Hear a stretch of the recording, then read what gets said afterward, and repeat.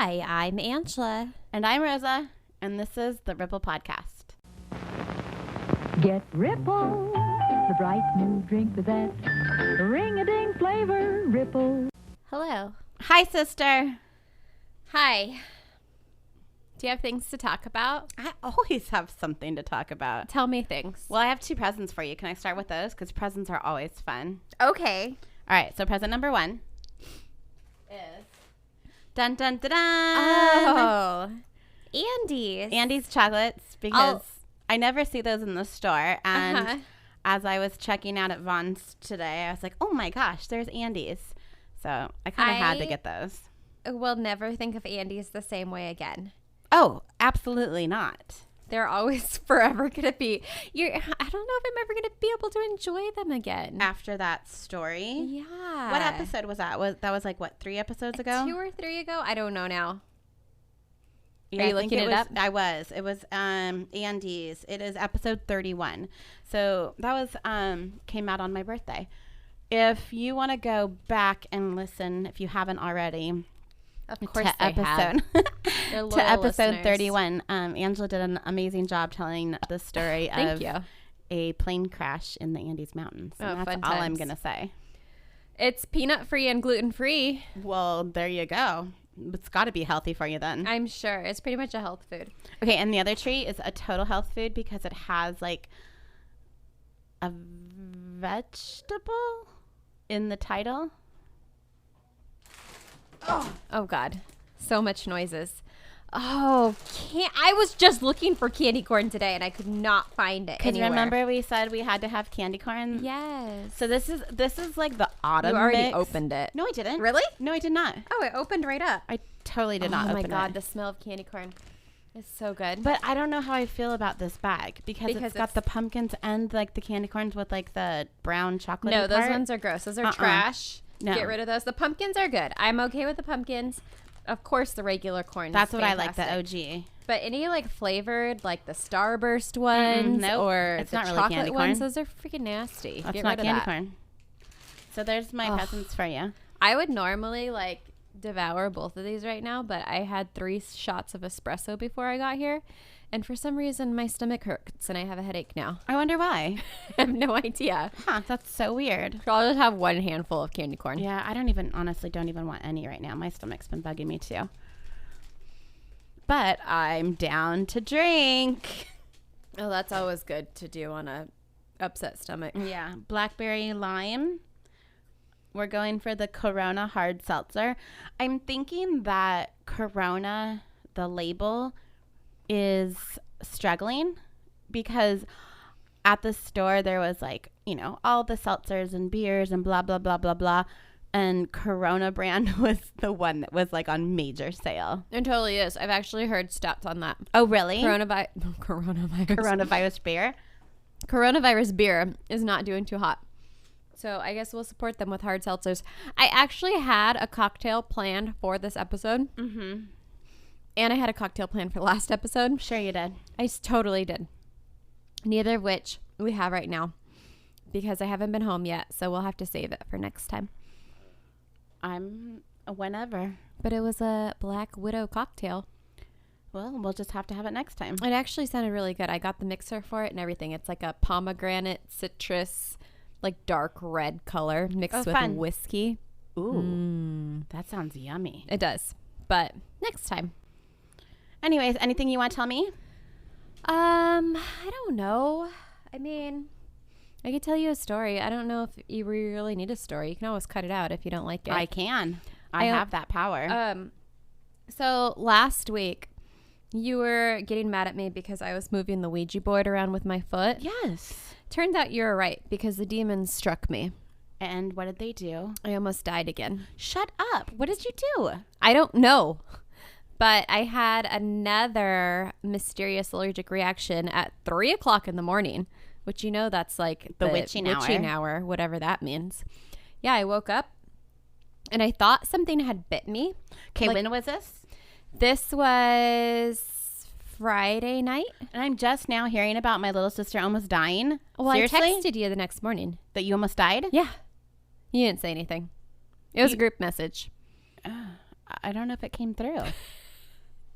Did don't know. everyone ignore that message? No, you Oh. were the only one. Everybody else is like not super concerned, but they at least acknowledged me. They almost died. Okay. Yeah. So something bit you. So I woke up. I thought something bit me because my body was itchy. I get up and I'm like, oh my gosh, there's got to be like a spider or something. Walk to the bathroom. Look at myself in the mirror. I have hives all over me. What did you eat? I ate salmon and broccoli, which was the same thing that I ate for dinner like a week before. So I don't know. I don't know what's wrong with me. I started getting like the first thing that happens usually when I have an allergic reaction is like my sinus start to close up. So I couldn't breathe through my nose. And then I'm like, okay, this isn't good. Chewed a couple Benadryl. Still not feeling great. Then I felt my throat closing up. Awesome. Just fun times. And I actually, for the first time ever, got to use my EpiPen. Scary. Yeah. Did you shoot yourself? It freaking hurts. No, I had Adam do it. Uh-huh. It hurt so bad. But yeah, those things work pretty dang good because Pretty within quick. like, I don't know, 3 minutes, I was breathing again. So did you still go into the doctor? No. You I don't have time for that. But you need more EpiPens now. Yeah. Well, I have one more, but Okay. it's supposed to like expire at the end of the year. I'm sure it doesn't like just automatically stop working at the end of the year. But Right. still, yeah, I need to get another one. So that was my fun adventure. But I was thinking about it, and I've had like a few, I think I've had like 3 really bad allergic reactions this year. But the last time I had like a really, really bad one was when I mocked the ghosts at the Glen Tavern. So you probably should stop doing that, Yeah, maybe. I don't know. But yeah. you unbeliever. Or segue into my story. Maybe Adam is It's trying to kill me? slowly poisoning you. I've had that thought too. Definitely had that thought because he did make that dinner. Salmon is supposed to be a safe food for me. I've had multiple tests now. I've had the blood test. I've had the prick test. And both of them said salmon was good to go. I can eat that. Apparently, Nope. something else in there. Mhm. I don't know what he's doing. He might be putting something in your foods. Yeah. Do you want me to tell you about this chick named Stacey? Sure. Okay. So this is my Black Widow story. Okay. Here's my sources. ABC News, Oprah Magazine, super classy. And Was she on the cover of that one? I don't know. It was on the internet. It's a trick question. She's always on the cover. Oh, is she really? Yeah. Obviously, I read a lot of Oprah. My old roommate used to make that joke every time we went to the store. He'd be like, "Oh my God, Oprah made the cover of O Magazine again." Oh, I didn't know that. I'm Every totally gonna single have. month. Wow, she really likes to be a cover model. And then the last one is Healthline. So, Healthline? Healthline. Oh, weird. It's Okay. a website. So the first thing I want to talk about really quickly is the difference between a serial killer and a Black Widow, because I didn't really. I'm like, oh, why are they? Just because they're women, are they considered Black Widows? Well, they're not. I think I know. Okay, tell me. A What do you think? serial killer kills multiple people. Right? Oh, no, never mind. I was going to say in a short period of time. But no, they have a cooling off period. Yeah? Nope. Wrong. Wrong? So a Black Widow kills their husband or their lover Okay. mainly for material gain, Oh. where a serial killer kills over and over for either sexual or like sadistic reasons. For the fun of it. Right. They're Good just times. getting the thrill. Okay. But the Black Widows are killing people that they know to usually get money or things or property. Uh-huh. So that was the difference. And it's simple enough. Made sense to me. So I'm going to tell you the story of Stacey Ruth Castor. She was born on July 24th, 1967, and she was originally from Weedsport, New York. She met her husband, Michael Wallace, when she was just 17 Michael years Wallace. old. Isn't that somebody? I thought so too, but I'm not real good with celebrities. That's got to be. Okay, now I have to look it up because now we're going to sound like idiots. Michael Wallace is somebody. He's like a news person, yeah? Well, I thought he was like a forensic person. Oh. I know that name. Okay, Michael Wallace. Michael Look it up. Wallace is a journalist. Yeah, he's a news guy. He's this dude. What's He's he report really on? orange. Oh, he likes the tanning bed. Mike Wallace, American journalist, game show host, actor, and media personality. He's from 60 Minutes. Okay, so we're both kind of right. Right. Because Okay. that's Like a true crimey show. Sure. All right. Well, no, it's not that Michael Wallace, though. It's a totally different one. So he's alive, I think. Right. Oh, no, he died. Sorry. Oh. He died April 7th, 2012. Oh. Well, Whoops. still wrong. Rest in peace, Michael. Well, she met Michael, when she was just 17 years old. And 3 years later, the two got married. Bad idea. Super young. In 1991, the couple had their first daughter, who was named Ashley. And then in 1988, they had their second daughter named Bree. Wait, say that 91. again? 81 and 88?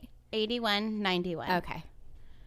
And, you know, when Stacey first met Michael, he liked to party. They were young, and, you know, he did a lot of drinking. He might have dabbled in some drugs or whatnot.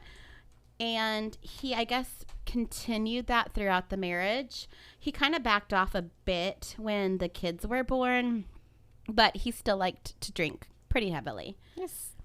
Nothing. Well, I mean, I don't know what heavily means to them. I mean, obviously he held down a job, and he, you know, worked as a mechanic during the day. So whatever. Stacey, on the other hand, she worked in the nights as an ambulance dispatcher. So their schedules are pretty opposite. He leaves for work, she's asleep. She leaves for work, he goes to bed. sure. And even though that it's a two working family, money was still a struggle, and it was a constant cause of arguments between the couple. Each parent also had favoritism of a daughter. Oh, great. Yeah. So I'm Michael sure they turned out fine. treated Bree like as the golden child. She was the little princess. But then Stacey became, like, quote, best friends with Ashley. It's never a good sign. To be best friends with your kid. Yeah, you need to be a parent. Yeah, I hear that in a lot of these, like, crime documentaries and stuff. Anytime they say, oh, they were like best friends, you know that bad things are happening. There's something else going on. People that saw the couple together said that they were deeply in love, but according to Stacey, her husband was battling his horrible addiction to drugs and alcohol. And even though their relationship with their daughters was strong, you know, the one to the one, the couple's relationship became strained, and both were said to be having affairs. Okay. So a former friend of Stacey said that she had also even been talking to her about eventually divorcing Michael. So Yeah, she was probably. obviously unhappy enough to at least throw the idea around with some girlfriends. Sure. In 1999, Michael began not feeling really well, and he went to the doctor, and he was told that he had an inner ear disorder. And family members remember him being kind of unsteady, which would make sense. If you have an inner ear disorder, your whole, like, equilibrium is off. You're dizzy. Yeah, your balance You're kind is of all walking screwy. around weird. He had a persistent cough, and he looked kind of swollen. Okay. So I don't know how that plays into the inner ear disorder, but Stacey just told him, like, oh, you'll be fine if you just quit drinking. Just stop drinking so much, and you'll feel better. The sickness lasted throughout, like, a whole winter season. And then in early 2000, he was found laying on the family's couch, totally unresponsive. Uh-oh. Ashley, who was only 11 at the time, was the only one that had been home. And she found her dad just pretty much dead on the couch. He was later pronounced dead at the hospital, and he was just 38 years old. Yikes. Ashley blamed herself because Oh, no. because she had noticed that he didn't look real good, but he didn't do anything about it. She's 11 years old. Like, what is she supposed to do? So the doctors actually said it was a heart attack, and no further investigation was done. And it was kind of weird because, like, okay, you're 38 years old and you have a heart attack, and he had no real previous illnesses or problems. So there wasn't ever an autopsy done. And I guess that's kind of normal unless the family asks for an autopsy or there's a suspicion of foul play. They just I mean, let it go. That kind of makes sense because, like, who's going to pay for it? Well, yeah. And so, and the doctor said, oh, it was a heart attack. So Right. are you really going to argue with the doctors? So the parents were like, okay, Michael's parents were like, oh, it's a heart attack. Stacey, the wife, was like, oh, it's a heart attack. Michael's sister didn't really believe that decision because he looked pretty purple from like the waist up for whatever reason. The waist? Yeah. So his like top half of his body looked purple. How would she? She probably got to see him, you know, at the hospital to say goodbye. Oh, that's... But yeah, I wouldn't think that purple's very normal, but maybe it's like when your blood pools or whatever. I don't know. I don't really I know mean, what it obviously, looks like to have a heart judging attack. by the topic of this There's more to episode. it. But I don't, yeah. Again, like if you're lying down, like face down, maybe. I don't know. I don't really get it myself. But again, the doctor said it was a heart attack. So be it. It was a heart attack. Okay. When Michael died, Stacey collected $55,000 from his life insurance. All right. Not bad. In 2001, Stacey met her second husband, David Castor. So 2 years later. A couple years later, yep. Okay. I mean, fair enough. He owned an air conditioning installation and repair company, and Stacey was the office manager. So he was like Stacey's boss. So she's no longer the ambulance person. She's not working for the dispatcher anymore. Got it. By 2003, the couple were married. Stacey already had her 2 girls, Ashley and Bree, and David had a son that was grown named David Jr. from his first marriage. And he apparently didn't really get along really well with the girls. He kind of said like, hey, I've already raised my kid. I don't need to raise any others. And she sure knows how to pick them. Well, he had quite a bit of money. He had a bunch of motorcycles and off-road vehicles, and he was super into his toys. Oh, that again, like, no thank you. Right. That's what was attractive to him, to her, apparently. So according to Stacey, again, neither of the daughters liked David, and she said that they just didn't want their father replaced and that he treated the kids poorly and expected them to do a bunch of stuff like without questioning him.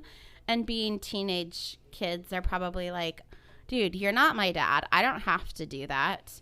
And she just said like, because they were her kids, they just questioned everything. So they never had a good relationship. Yeah, I wouldn't think so. The guy sounds like an asshole. You know, it's a good possibility. In August of 2005, Stacey made a frantic call to the sheriff's department. She told them that they had had an argument, her and her husband, David, the night before, and it was kind of relating to the kids. The youngest daughter, Bree, I think she was 15 at the time, and they were going to go away for an anniversary weekend, and she wanted to take Bree with them because that's the one she likes. Ashley was the one she liked. Oh, okay. But Ashley's a lot good. older. So Ashley like could stay wherever, but Bree was 15 at the time, so she didn't feel safe, I guess, leaving her 15-year-old home for however long it was going to be. And David just lost his shit. He's like, no, this is our anniversary weekend. The kids can stay home for a couple days. So they got into this huge argument about whether the daughter should come on the weekend or not. And he got pissed and he grabbed a bottle of Southern Comfort. And really? See, that's what you should have brought. SoCo? Yeah, that brings back so many bad memories. So I'd probably get sick immediately after just tasting the smell of it. Right? So he locks himself in the bedroom with some SoCo. She slept somewhere else. He's like a man-child. What is wrong with this guy? He's throwing a tantrum. And because they were working together, right? He was the boss. She was the office manager.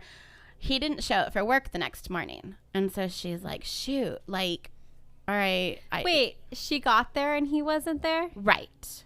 But they lived together. But apparently they didn't drive together.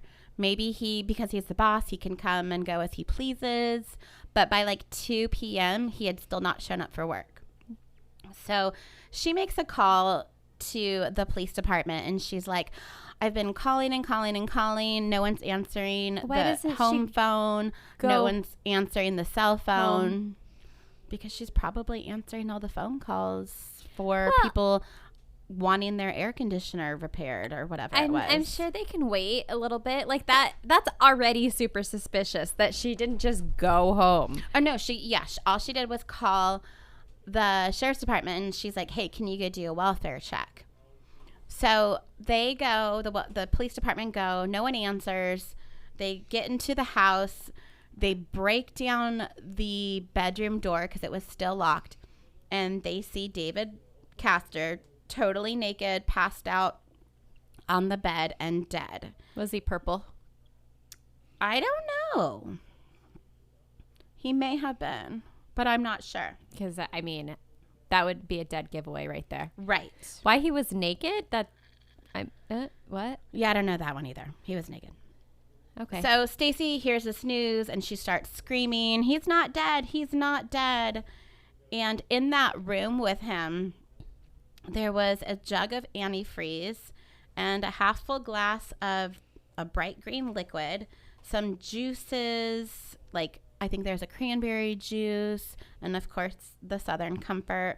There was also a shotgun under the bed, and the police are like looking around the house, and they're, taking inventory of whatever they need to take inventory of. And they see like a turkey baster in the trash can. Wait, what? Mm-hmm. I will come back to that. So we have a turkey baster, we have antifreeze, we have Southern Comfort, and we have a shotgun. Yes. All right, then. Sounds like a good movie, right? Yeah. The coroner reported that David Castor had committed suicide through self-administered lethal doses of antifreeze. 3 months after his death, this guy Spinelli, he's kind of like doing some detective work. Is he a detective? Well, yeah, he's a detective if he's doing detective work. He contacts the investigators who've been working with the Michael Wallace death just to kind of get some information. Wait, why are there people working with that death?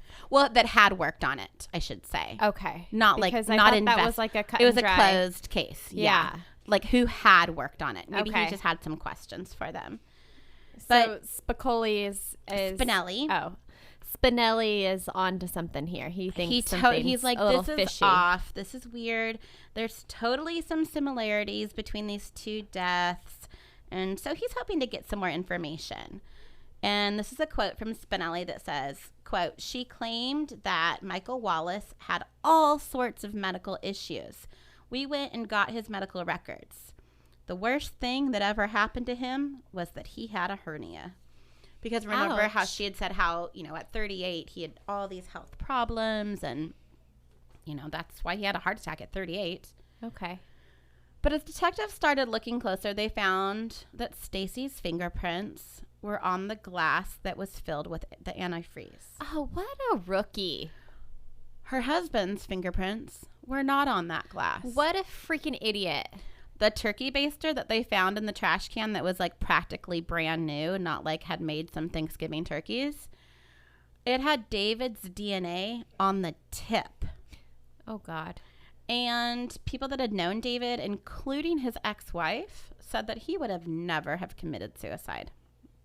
Well, I mean, you can say that about a lot of people, though. Sure. Sure. So as police were gathering evidence, they decided to start wiretapping Stacey's house, and they wanted to record all her phone calls. They also placed a bunch of cameras all around her home to watch like her comings and goings. And then they placed cameras as well at the grave sites of both of her husbands. Oh, check this out. 2 weird things about that. So husband number 1 was buried. Husband number 2 was buried pretty much next to husband number 1, but there was an empty grave between the two that was supposed to be Stacey's. Oh, creepy. So she was supposed to be buried next to the 2 of her husbands. And when Maybe she got a package deal, though. Maybe it was like buy a 3, get 1 for free. Buy 2, get 1 free. Possibly.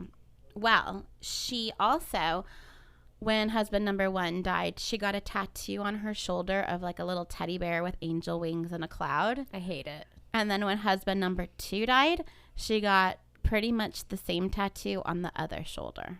Oh, well, again, it might have been a 2-for-1 A deal. buy one, get one I mean, free. the tattoo artist just designs it once. You get the, it's simpler that Just way. a touch up. But okay, turkey baster, we can't just glaze over that. The turkey baster with her husband's DNA on the tip. But where was this turkey baster placed? In the trash can in the kitchen. No, but where was it? Like, you. Oh. Do we know? Yes, we do. We do. It was pretty much shoved down the guy's throat. Oh, okay.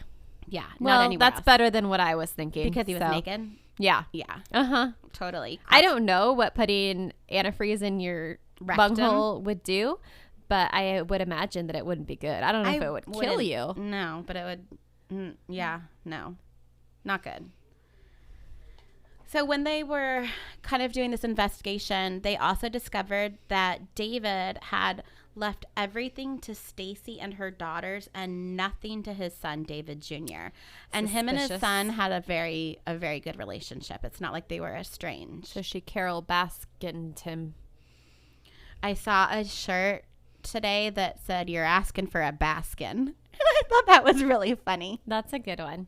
I miss the Carol Baskin memes. I wish Yeah. they'd make a comeback. They went a little nuts and then just disappeared. I really liked that when the murder hornets were a thing, and they Those? called them the Baskin bees. Oh, I hadn't heard that, but Yeah, I kind of like I that liked one. that one. Baskin bees. Uh-huh. Great. So from 2005 to 2006, detectives were hoping to catch Stacey saying something incriminating on a phone call or acting strange at the gravesite, but she actually never visited the gravesites ever. But like, what do they expect her to do? Like, what's going to be so strange that they're going to be like, oh, well, we got her. At a gravesite? Yeah. I don't know. I mean, I could see on a phone call. Like, Yeah, maybe of she course. confided in somebody and said something. But I guess it was just suspicious enough that she never visited. And But- they thought, I don't think I would visit anybody's gravesite, though. so how many years has Charlie been dead? My dog, Charlie. I don't know. Probably, 6, maybe 5 years? Yeah, I have no probably close idea. to 5 years because Eden was pretty little. He's buried on our ranch, and I have never visited it. I can't. Well, I mean, visiting a gravesite means nothing to me. The person's like not In it. there anymore. It's just to their me, body. anyway. Mhm. So I that doesn't seem suspicious at all. I just think it's really strange. Like, what would you possibly? What kind of behavior Are you would looking for? set off somebody to think like, oh shit, she killed her husband? Maybe Like, just, I don't know. if Maybe you like squat like down a and like take a a pee. a grieving wife would go and bring flowers. I don't know, but I think I everyone wouldn't. grieves differently. Yeah. So, yeah, I agree with that one. So, they are hitting all these dead ends, and they thought that the only way that they were going to prove that she was involved with the murder of both husbands was to exhume her first husband, Michael. So they already have the fingerprints on the glass for the antifreeze. Mm-hmm. They already probably did an autopsy and determined that's how he died, right? They, But they ruled it as a suicide initially. correct. They think that he Even though drank the antifreeze himself, and just because he had been depressed, he had been in a motorcycle accident, so he wasn't able to play all the fun, All of his motorsports toys. he'd been. His dad had passed like a couple months earlier, so he was dealing with some depression. okay, but still, like, you already have the fingerprints. Like, why wouldn't that be? Like, what? I don't know. I mean, maybe they just chalked it up strange. to they lived in the same home, and she had washed the glass. Okay. So the police are still suspecting that Stacey had poisoned both of her husbands with lethal doses of antifreeze. And then, so I looked this up, what antifreeze does to a body. And it's a liquid that prevents, like a radiator in a vehicle, from freezing or overheating. It only takes a small amount of antifreeze to poison a human body and cause some life-threatening complications. And the small amount is actually just one gulp. Like if you were to open a can of something and take your first gulp, that's all it takes. Uh-huh. It's a very small amount. And it's very sweet, too. So animals like to drink it, so you should never leave it out. Right, that is true. Apparently, a lot of companies put in additional flavoring to make it taste bitter to Oh, try I to didn't know deter that. animals from drinking it. Yeah. But it's also bright green. And the antifreeze poisoning can actually happen gradually. So if a person is just getting little doses of it at a time, shit. the symptoms don't immediately start to show. I feel like you shouldn't be telling people this. They can look it up. So what happens? I feel like you're contributing to somebody's potential murder. It's like, Don't do oh, this. really? It's that easy? You guys don't poison anyone with antifreeze. I think Gatorade would probably be something that like you wouldn't notice it in. Gatorade's like super Can bright. you stop saying that? Now I'm all like nervous. All right, so the body absorbs or metabolizes the antifreeze, and it slowly begins to react to the antifreeze in its system. And so early symptoms could include a headache, fatigue, a lack of coordination, grogginess, slurred speech, nausea, and vomiting. All that kind of look similar to someone who's drunk, drinking too much. I was just going to say before you got to the nausea and vomiting, that's like me on a daily basis. All that fatigue, lack of coordination. That's just standard for me. The chemical then can interfere with your kidneys, your lung, your brain, and your nervous system. And organ damage can occur anywhere from 24 to 72 hours after ingestion. People can get like a rapid breathing, an inability to urinate, rapid heartbeat, and convulsions. Doesn't it like turn your kidneys or something into like crystallizes Exactly. them? Oh, I remember that. Good job. Thanks. So if someone is suspected of ingesting antifreeze, so this like what you said, those crystals kind of happen, and they're seen in the urine when they kind of evaluate the person. Like, so like, oh shoot, I think I may have ingested antifreeze. They go into the doctor, and that's kind of what they check is the urine or the kidneys. How does that happen accidentally? I'm working on my car, and I'm going to drain the antifreeze out, but I'm also singing to the radio really loud, so my mouth is really open. Okay. That's how it happened. Perfect. Right? Perfect. Well, I guess apparently, though, like kids do ingest it. Yeah. So because it does look, I mean, it's bright, and it looks like a sports drink or something. Right. And if it did taste sweet. Yeah. So, yeah. So toxicology screening ruled that Michael Wallace had also been killed through antifreeze poisoning. What a rookie. Okay, so after the autopsy was completed, Sergeant Michael Norton said that he heard the medical examiner telling him that David Wallace was, quote, loaded with crystals. Wait, Michael Wallace. Right. Husband number one. Okay, because you said David Wallace. Oh, I'm sorry. So the first one was loaded with it, Uh-huh. and we know the second one died from it. Right. Okay, got it. So husband number one was loaded with crystals. And he said, I knew at that point we had a double homicide, and Stacey Castor probably killed both of her husbands. I think it was just too easy for her the first time around. She's like, I'm doing this again. Let's do it. Yeah, she just got a little too lazy. So on September 7th, 2007, Stacey is brought in for questioning by Spinelli. One of the questions that was asked was, quote, do you remember which glass it was that you poured the cranberry juice in? Stacey responded with, quote, well, when I poured the antifreeze, Oh, shit, is she really? I mean the cranberry juice. Oh, my God. So She is the worst murderer ever. And then there's 5 days later. So on September 12th, 2007, it's Ashley Wallace's first day of college. And investigators come to her school, and they're like, hey, listen, your dad died to antifreeze poisoning rather than a heart attack. So she's totally freaking out. They're asking her all these questions. And she calls her mom, and she's like, this is what happened, Mom. Like, what is going on? And remember, they're still wiretapping Stacey's phone. Uh-huh. And she's like, Stacey's going to her daughter. What did they ask you? What are they trying to get out of you? What did you say? Listen, calm down. Come on over. We're going to have a drink together and just relax. Oh, no. We've had way too much going on lately. We need something just to help us calm down. Oh, no. I don't like where this is going. Stacey mixes a drink for her daughter, and soon after, she becomes lethargic and she passes out in her bedroom. She wakes up the next day. She's got a total hangover, but she's fine. She's good. alive. She woke up. Right. The next. Wait. Go ahead. Why aren't the police like Doing anything about this? Yeah. I guess they still can't prove something enough. They're just like, okay, let's see if the daughter dies, Right. and then we'll have her. It's quite possible. They're just waiting for one more person.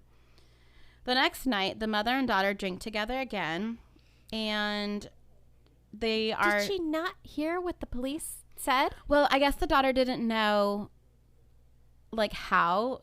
I mean, she didn't suspect her mom. Remember, she's best friends with her mom. Oh, God. And she is going to be turning 21 pretty soon. And the mom's like, let's celebrate early. She's making Ashley these drinks that apparently taste really bad. And her mom's telling her, just put the straw at the back of your throat and just drink it really, really fast. The hell? So obviously it wasn't about like the drink. It was about getting drunk. And she's like, I did what my mom told me because it was my mom and I trusted her. So she was super tired after she drank it, and she went and laid down in her room again. And then Mommy Dearest goes outside and parties with her friends for the rest of the evening. The next morning, which is 17 hours later, her little sister, Bree, found Ashley struggling to breathe and was unable to wake her up. She called for her mom. Bree says that her mom was kind of stalling and kind of looking around the room before actually dialing 911. She kind of took her time. It wasn't real urgent. Oh, Jesus. And Stacey told the dispatcher that her daughter had had a lot to drink and took a bunch of medications because in her room, they had found an empty bottle of vodka as well as a bottle of prescription pills on her bed.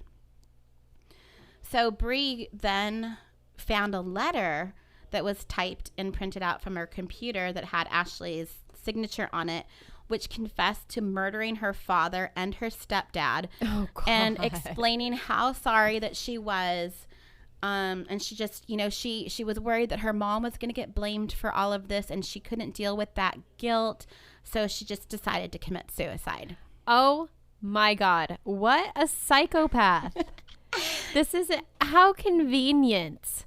Because the day prior, she had been questioned by authorities about everything. Geez. Yeah, when she was 11 years old, Right. She decided to poison her.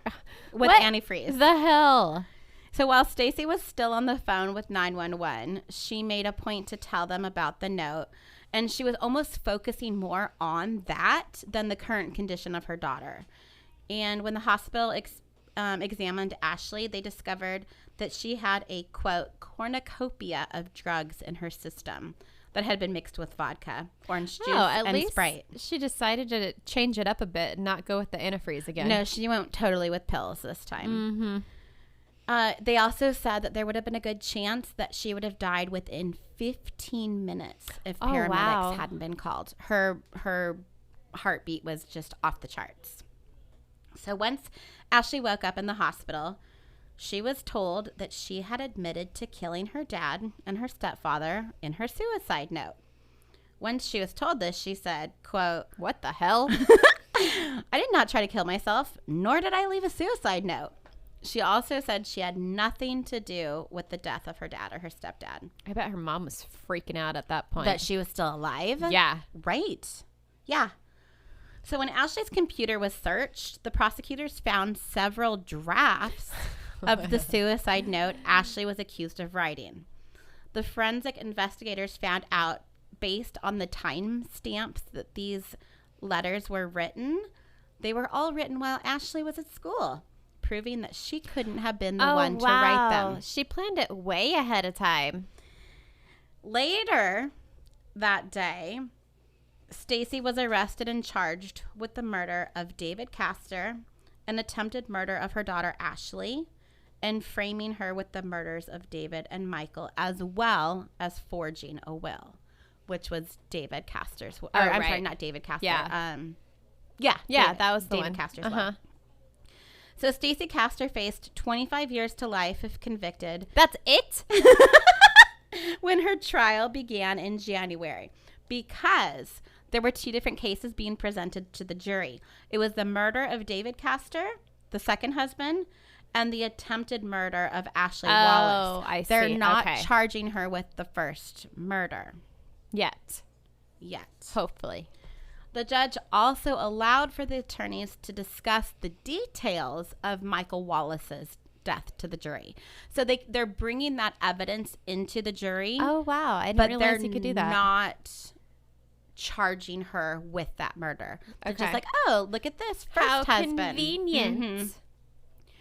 During the trial, evidence of the recorded phone calls were presented, as well as computer evidence that showed how Stacey wrote the letter that was supposedly Ashley's suicide letter, but there was also the 2 other drafts. And then another thing in those letters that they discovered was that the word antifreeze was written as anti-free, antifree, Okay. in 4 different places. And that's also the way that Stacey says the word antifreeze. What an idiot. That's like when people say specific when they mean Pacific.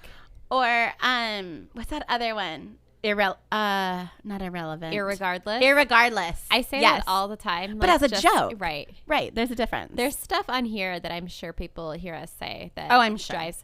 I want to say it was our first episode. Mm-hmm. So one of the things that I say all the time, not all the time, but around this time of year, is New Year's. Happy New Year's. Do you ever say that instead of Happy New Year? I say that all the time. Is that not right? Happy New Year's. It pisses people off because it's only 1 year. But I'm saying it. This is my justification for saying this supposedly incorrectly, is that it's short for New Year's Eve. So you say it on New Year's Eve. I've seen Happy it- New Year's. I've seen it written that way in stores. Have you though? Maybe. Are you sure? Maybe that's one of those Mandela effect things. Maybe. Anyways, back to this. That's another one. You just said it. Anyways, as it was coming out of my mouth, I'm like, oh, she's totally going to call me on this. Yeah. And I say that too. I always say anyways instead of anyway. Well, and I know there's a lot I'm of... not even sorry either. I'm not apologizing for this. I will continue to say both of those things because I don't have any problem with them. When I think a lot of the things we say too are like California things. You think so? Mm-hmm. I don't know. And I know people go, oh, you guys totally sound like Valley Girls on your God, podcast. do we really? That's what they say. I feel like I talk normal. I don't feel like I say like, oh my God, all the time. Great. Now I'm going to recognize every single time we say like. I- Because I'm sure it happens way more than I would like to admit. But like in that sentence was totally allowed. It was. And there's me saying totally. Totally. At least we don't say hella. Oh, no, I don't say that word. That's a Northern California thing. I will refuse. I will never I'm say not a hella hella. person. Mm-mm. Well, again, Ashley was 11 when her father died. She was brought on the stand to testify and again said she didn't kill either man or write the suicide note. Then Stacey's defense team, their goal was obviously to create reasonable doubt in the jury's mind about the whole thing because it's either going to be Ashley killed these men or Stacey did. So obviously Stacey's defense team is going to put the blame on Ashley. They were hoping to like find some holes in her version of what happened and proved that she could have been capable of murder of her dad at age 11 with antifreeze. Not likely. They also reminded them of how Ashley's father played favorites with Bree and how Ashley and her stepdad never got along. So maybe she was That's pretty jealous typical. of her relationship with her that her sister had with her dad. And then when dad number 2 comes along, she's like, I don't like him. But in order for that to be true, an 11-year-old would have to realize that feeding somebody antifreeze Is dangerous. deadly or dangerous. Stacey's mom, who is Ashley's grandma, she also believed that it was Ashley that committed the murders and not her daughter. So during the cross-examination, it was pointed out that Ashley's mother had never looked into getting therapy for her daughter because supposedly Stacey claimed that she was mentally ill all of these years. They also pointed out that Stacey had a long history working as a paramedic dispatcher, but didn't look into getting care for David even though he was staggering around and barfing, and just told the police that he looked fine. The attorneys argued that David Castor's suicide had never made sense. There were never his fingerprints on the glass or the antifreeze container even. The turkey baster found in the kitchen garbage had the antifreeze droplets on it as well as his DNA on the tip, which led them to believe the turkey baster was shoved down his throat and he was force-fed the antifreeze. Lovely. Evidence was shown to the jury about what antifreeze does to the body, kind of like what I went over. How the calcium oxalate crystals in the kidneys, and evidence was shown how both husbands had the same results. It was suggested that she was after her husband's money from life insurance and their estates. And the second husband was killed, only 3 years after the first one? Not that long. Not that, shorter than 3 years? No. Yes, you're correct. It was short. It wasn't that long of a time frame. I see what you mean. I don't. She must have blown through that money quick. Well, I mean, I hate to say it, but $55,000. Oh, yeah, from that's the right. first That's husband. not... And she did use some of that money for burial costs and whatnot. Oh. The other husband, he owned his own business, and he had all those toys, and then also she cut the son out of the will. Right. So 4 days later, the jury had a decision. On March 5th, 2009, she was convicted of second-degree murder of David Castor, attempted murder of her daughter, and forging David Castor's will. The judge told Stacey Castor that he had never seen a parent attempt to murder their child in order to set their child up for a crime they themselves committed, and declared that Stacey was, quote, in a class all by herself. Narcissist. Just sociopath. He sentenced her to the maximum of 25 years to life for the murder of David Castor and to another 25 years for the attempt to kill Ashley.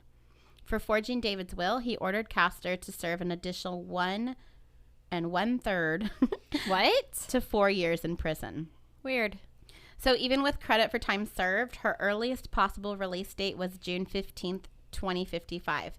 So slightly over a month short of her 88th birthday. Okay. And then this is a quote from Ashley that says, "I never knew what hate was until now. Even though I do hate her, I still love her at the same time. Ooh. That bothers me. It is so confusing. How can you hate someone and love them at the same time? Because they're a narcissist.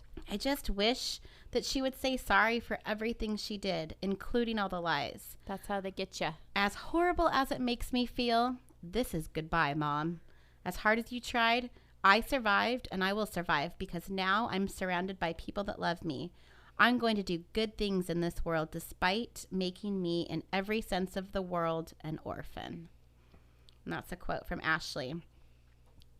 And then Stacey Castor was found dead in her cell on June 11th, 2016 of a heart attack. How convenient. She was 48. Oh, suspicious. And that kind of was something that they investigated, but it turns out that, she did die of a heart attack. Or maybe it was antifreeze. She never saw or spoke to her daughters again. Good. And then these are my little baby ripples. So this forensic psychiatrist, Dr. James Knoll, he was interviewed on ABC to get his perspective on the suicide note. And this is in 2009. And he said that the majority of suicide notes focus on themes of remorse and the writer not being able to go on with life. In Ashley's letter, remember, quote, Ashley's letter, it focused on taking the blame off of her mom. I was going to mention that. Yeah. And admitting guilt to killing her dad and her stepdad. Right, which is a very narcissist thing to do. And he said that this theme was repeated 14 times Holy within shit. the letter. How long was that letter? 750 words long. It's way too many words.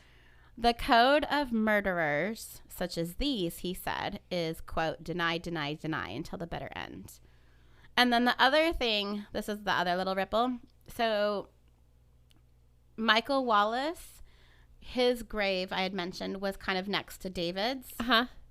But David's remains were moved in 2016 and buried elsewhere by his son. Oh. And the story actually made national news. And that's kind of when Stacey Castor got the name the Black Widow by the media because of this story kind of blowing up because the remains were being moved. That's weird. So It's very strange that it wouldn't have been way earlier earlier on. I'm sure the media started it, but I think it got kind of reinforced after it kind of blew up again. Strange. So that's my Black Widow story. She's really bad at it. Well, come on. And that this guy, husband number 2, has a shotgun under his bed. So that's my story. Good job. That was an interesting one. I have never heard of that one before. Kind of crazy, right? Yep. It was super fun to check that one out. And there's so many like made for TV movies, and I didn't watch any of them because I feel like a lot of the time the made for TV movies, or any movie for that matter, is so dramatized even more. Uh-huh. And this story I felt like didn't need any more of that. It had plenty, so I kind of wanted to just read the factual articles, you know, Oprah. Yeah. And take my info from those, and then I can go back and watch the other ones. Do you have a last thought and a shot for me? I do. Okay, so I don't have a Black Widow story to go along with your theme, just because every time I tried to search for a Black Widow story, it just came up with the movie. Because yes, that's the superhero Black Widow, like Marvel or something. I don't know if she's a superhero. If something, yeah, I don't know anything about yeah superheroes. Can we cheers first to your last thought and a shot first? I don't think we did that last time. I think we forgot. But here we go. Dink. Yay! Okay. So, since your case is all about crazy women, I decided that I would give Florida woman a Google. Since well, that's an obvious one. Sorry, Floridians. Floridians. Floridians. Yeah, but you know, Florida man, always in the news. But let's see what the Florida women are up to. So this is the first news story that came up when I Googled it. Florida woman arrested for alleged attack on dad for relentless flatulence. What? See if you can count how many puns they've put into the story. So a Florida woman who fumed about her father's farts has been arrested for allegedly battering him because of his relentless flatulence in their shared home, according to a report. Then move out, Florida woman. Right? Get out of your mommy and daddy's house. Nicole Dozoris, 40, who lives with her 59-year-old dad, Largo. So he was only 19 when he had her. Right. But she's 40. Get out. Come on. It's time. A city in the Tampa Bay area raised a stink about his noxious emissions about 2 a.m. on Sunday, the smoking gun reported. She then allegedly punched him in the face numerous times, because that's a reasonable reaction. Sure, totally. According to the outlet, which cited the police report, responding officers found the victim with a bloodied left eye and scratches all over his neck as a result. Nicole was released without bail after being arrested for domestic battery and booked into the county jail. She pleaded not guilty for the misdemeanor charge. The judge ordered her to stay away from her gassy dad. Well, please, will you just stay away from me? Move out. I'm farting in my own home. Let me do that. Yeah. I'm guessing there's probably at least some drugs and alcohol involved. If not one, both. Mm-hmm. But yeah, that's my Florida woman story. So give that a goog. Crazy women in Florida. But did you know why there's so many crazy stories out of Florida?